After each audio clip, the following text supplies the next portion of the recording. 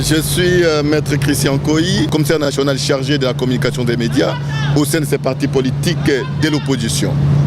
Est-ce que votre parti est l'un des partis qui adhère au G7?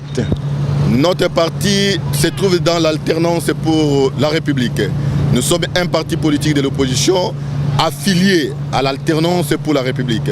Et donc vous avez participé ici hier avec vos drapeaux, vos pancartes et vos enseignes à la manifestation du rassemblement de l'opposition convoquée par Étienne Tshisekedi? Effectivement, nous avons participé avec ferveur et joie au rassemblement de l'opposition, à l'unité même de l'opposition. C'était une annonce, c'était en fait une alerte que nous avons faite au pouvoir, qu'aujourd'hui le peuple congolais s'est décidé d'être uni comme un seul homme pour pouvoir élaguer les ennemis, ses ennemis, disons, les ennemis du peuple qui dirigent actuellement le pays. Disons que malgré la grève des autobus et des moyens publics de transport, il y a eu quand même une participation de millions de Congolais qui sont venus de partout de Kinshasa pour écouter le leader Massimo. En tout cas, le retour du président Étienne Tshisekedi, c'est une joie pour le peuple congolais. C'était une occasion de libération de la République aux mains de ses ennemis.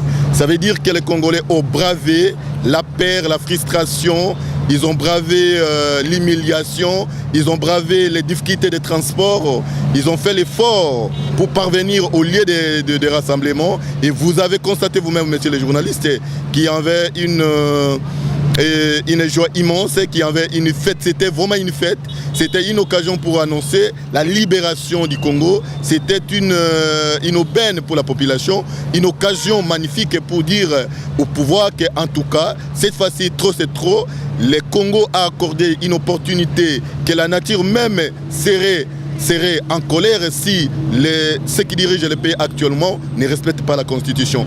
Donc la population congolaise a bravé les difficultés, a bravé la paix pour pouvoir participer avec ferveur dans la manifestation, les meetings historico-événementiels prononcé par M. Étienne Tshisekedi, le leader charismatique.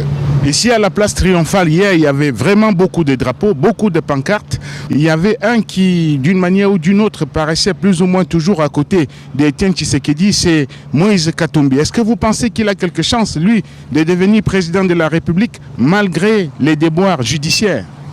En tout cas, merci beaucoup, messieurs les journalistes. C'est une belle question. Je suis vraiment content et à l'aise de répondre à cette question. Voici une opportunité, pas comme les autres. Le moment a sonné où Moïse Katumbi sera présent dans ce pays.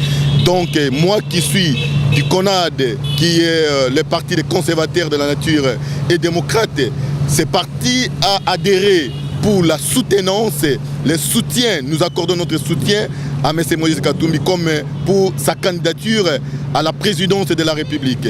Donc Moïse Katumbi sera bel et bien président de ce pays et il a 1000 chances à le devenir malgré quelques obstacles que nous considérons mineurs parce que je suis du reste avocat de circuit, je suis juriste et je profite aussi de l'opportunité pour vous annoncer que tout ce qui a été tenté à la contre de Moïse Katumbi n'a rien à voir avec la justice et la vraie justice ne corrobore pas avec la philosophie du pouvoir pour essayer un peu d'étouffer la candidature de Moïse Katumbi. Et donc Moïse Katumbi est bel et bien président, futur président de ce pays et actuellement nous sommes encore dans la posture de soutenir les leaders charismatiques qui est M. Étienne Tshisekedi, dont la démarche de débouter, de faire bloc et de stopper ce qui est en train d'être tenté ou toutes les manœuvres fomentées par les pouvoirs pour pouvoir violer intentionnellement la Constitution, empêcher les citoyens congolais qui ont l'impérieux devoir de pouvoir servir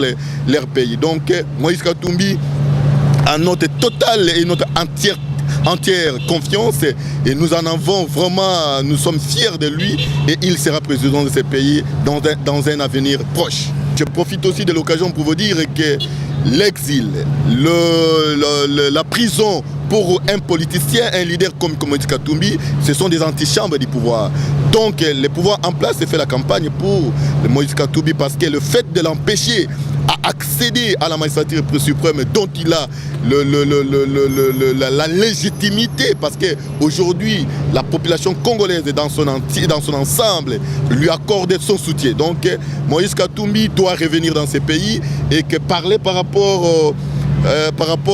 aux différentes menaces faites par les pouvoirs. Je suis d'ailleurs écœuré de constater avec regret que le ministre de la Justice a tenté même, a essayé de violer même la Constitution, parce que la Constitution ne dit pas ce qu'il a pu dire par rapport au retour de Moïse Katumbi, dont il maîtrise la procédure parce qu'il est avocat de quoi.